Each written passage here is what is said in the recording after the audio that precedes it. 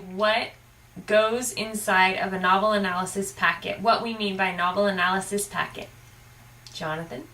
Yeah, so when you download one of our resources from Teachers Pay Teachers, from our store Created for Learning, you'll find a file so there's a giant zip file, and in the file you'll find one that's labeled 1-start here and the novel's name. So it should be right at the top of the folder. It's called Start Here because that's where you should start. Open it up and you'll find a list of the resources, the calendar map of everything that you're going to do, like a guide that you could do it as. Which is a suggested guide. Yeah. So do it, adjust it to however you need to do it.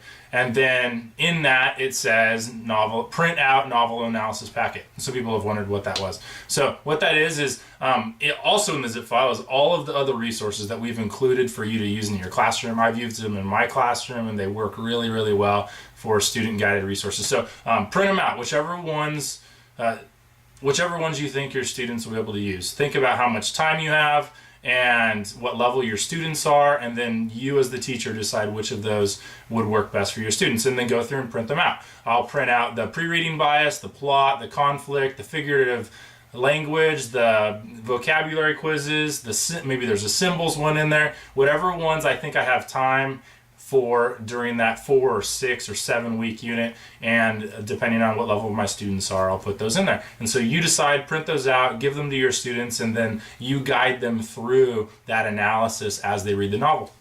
And so it sounds like the student is responsible for their packet and the completion of their packet by the end of the novel. Yep. And so or at points in it, if you want to do small checkpoints, like we're halfway through the novel, and we spent 2 days this week doing figurative language. Mm-hmm. So figurative language is due Friday. Whatever you want to do, you put in the due dates. But then what I would do is, if I did that, I would grade the figurative language in the middle of the packet, but they would still keep it.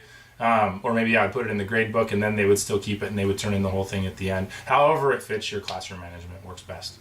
Sounds good. Thanks. If you have any other questions, put them in the comments, and we'll answer them. Hope that was helpful.